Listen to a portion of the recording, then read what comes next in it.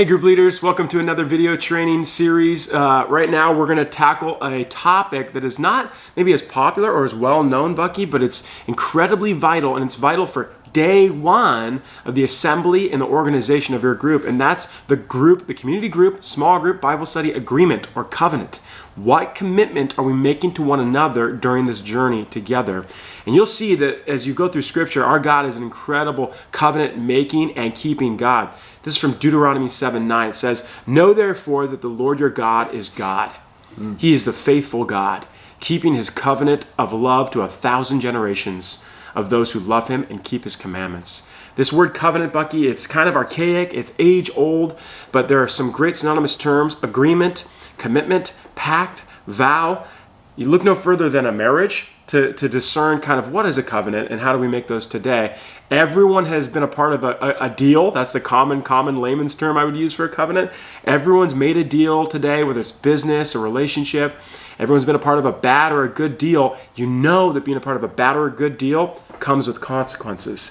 What are some of the attributes, Bucky, we should look for in building a strong day one covenant with our groups? Yeah, covenants are so powerful because they do create that environment for life transformation. And one of the big important parts of a covenant, just like when you get married, is what are the expectations? You know, what do we expect of this group? When do we start? When do we end? What am I expected to bring to the table? Mm-hmm. What are my promises and vows to the group? I'm going to study the Bible and bring my study to the group. I'm going to pray for the group. Mm-hmm. I'm going to show up to the group regularly. These things give us a clear playing field of how we can win in the group. And everybody needs to be clear on that. And when everybody keeps those expectations, the group is going to flourish and have more transformation because of that clear expectation. The second thing is safety. Safety. I mean, safety, the covenant is like kind of guardrails on a highway. You're moving the group towards transformation, but you need some guardrails. People don't want to go off the rails and have somebody dominate the group and, oh my gosh, is that person going to jump out and start to control me and fix me, Mm-hmm. And so we want to create guardrails that create safety in the group and a covenant. Whatever stays in the group, whatever said in the group stays in the group. That's a great safety rail for everybody to know, well, I can be honest here now. I can share my heart, and it's not going to be told out in the neighborhood on me. Yeah. So covenants create great guardrails of safety. That's excellent. So the first one's clarity. Second one is safety. The third one, you guys, is accountability.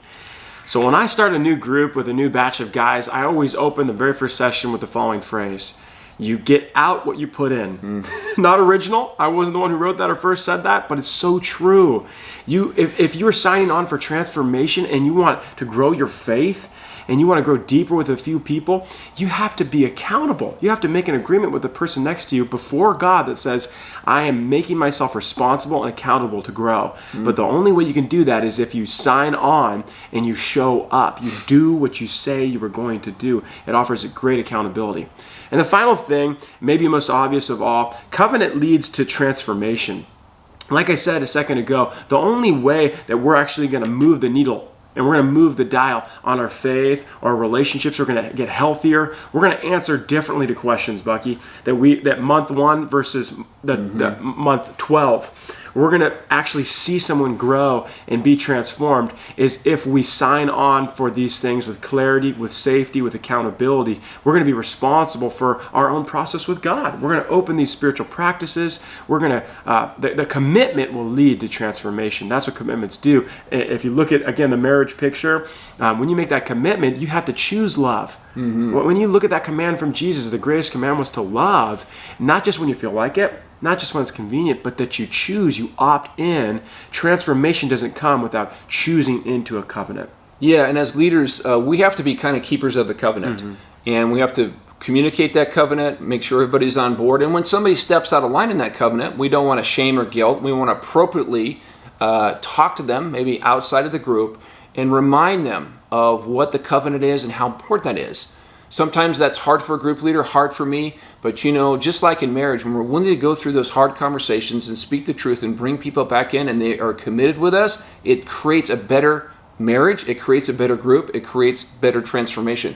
Covenants are really important in transformation. That's great. So don't forget that leader. That's a high responsibility. That's why we say being a small group leader is one of the most important jobs in the church. You're equal parts counselor, shepherd, manager, teacher, a lot of different gift mix required in this, but you also have to do sometimes the uncomfortable work of keeping people accountable, having tough conversations, managing conflict, and holding people to what they said they were going to do.